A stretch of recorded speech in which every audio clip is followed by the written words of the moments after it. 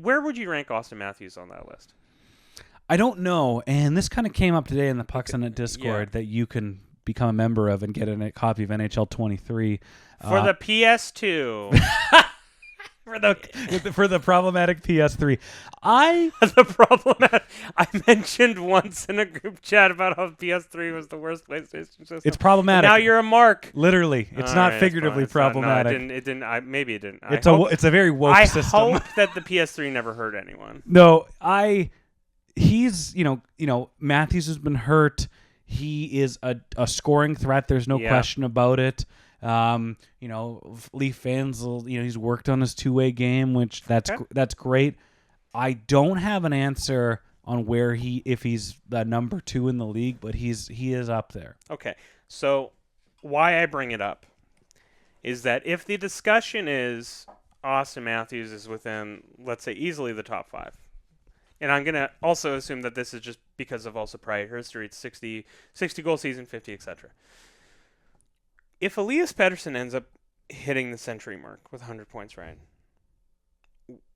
Is he where in the conversation does he land? Because we talk about Auston Matthews being, he's a lock.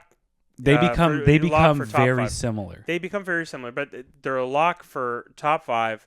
Past history, one down season, not an outlier of how a player is. This is a very good question. But if Elias Pettersson right now, who's outscoring Auston Matthews in terms of points by like 15 to 20 points, and those are style points. Those are style points, and he has some pretty delicious games coming up with easy opponents.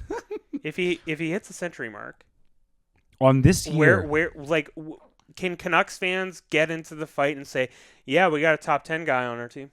He's top 10. Well, yeah, I wouldn't dispute that, and the way his game has evolved, you could make that argument, and I'd be happy to, because if you think about your top 10 players, we rattle off McDavid, we rattle off Draisaitl. So it's McDavid, Draisaitl, Giroux, Marner, Mangiapane. Let's see. Sean Monahan, Malcolm Subban. Let's see who. 7's always tough. Andrew Cogliano. No, I don't know. Cogs kind of fell off a little bit. He's got a cup. Ben Bishop. There we go. Ben Bishop. Pavel Datsyuk is still playing for the Coyotes somewhere. That's your top 10. That's your top 10, baby. Did you leave your Discord on? Did I just hear a Discord? Yeah, I'm not sure if that made it onto the recording though. Oh, Ryan has some shenanigans. I love the Pucks on Net top 10. But yes, I will. You know what? I might jot that out tonight.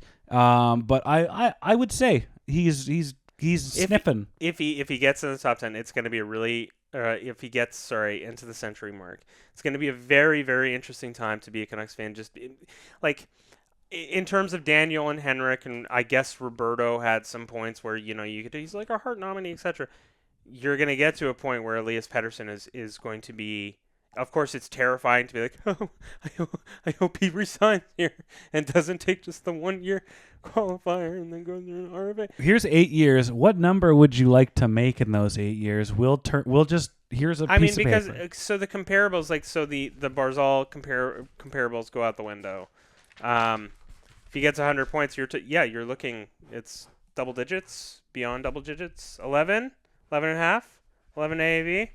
Full no move clause the entire time. Why would you move him? Reasonable creative control. Are you giving him reasonable creative control? No. Hulk, brother.